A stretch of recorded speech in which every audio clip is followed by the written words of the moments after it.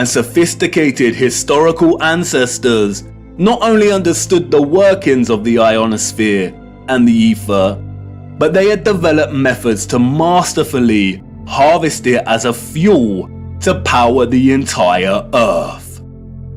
And while the exact process by which they were able to extract the ether is deliberately hidden from us and remains unknown, the structural remains that humanity has since repurposed and reused as architecture offer us many clues as to how it all worked.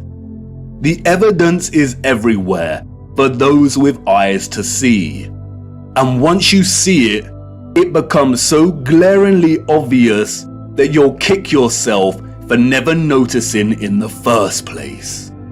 The matter is very complex, and it would take time to really flesh out. So for now, let's have a closer look at some of these structures, and I will introduce some basic concepts. As we continue our journey, we will explore everything in more detail. We see them everywhere.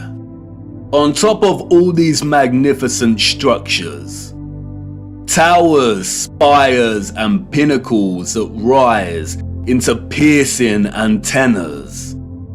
It was through these complex antennas that the ether was harvested.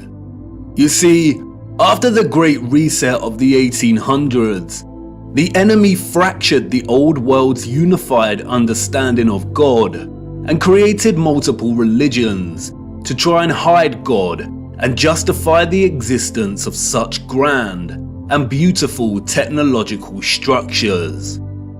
And I know this may trigger some people, but stay with me, I will not let you down. But for now, it is critical to understand that a lot of the religious icons that adorn and make up these antennas were never indicators of different religions in the old world, nor were they intended to be. They signaled something else entirely. They are usually made from copper and gold. Both are excellent conductors of electricity. In many of the structures we call cathedrals, the symmetrical spikes on the pinnacles worked in a similar fashion, extracting ether from the ionosphere.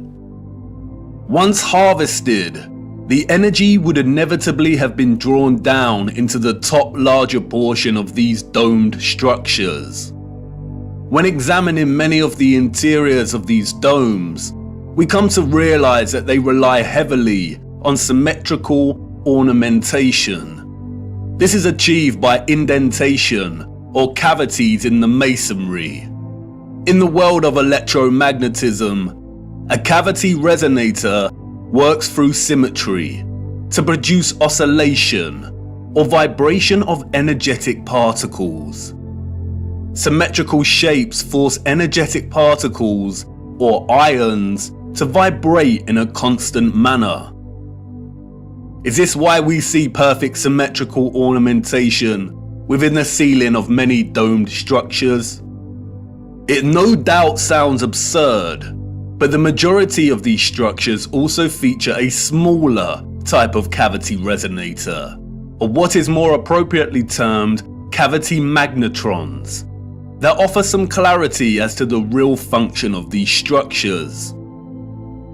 A cavity magnetron is a high-powered vacuum tube that generates microwaves using the interaction of a stream of ions with a magnetic field while in the cavity resonator. A magnetron operates through a hollowed, symmetrical vacuum.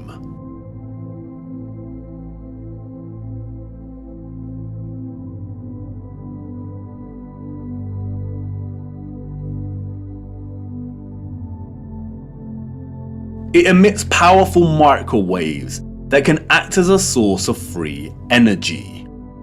If you break the symmetry or close the vacuum, it no longer functions. But can you see the resemblance? These structures were never intended to hold glass within them.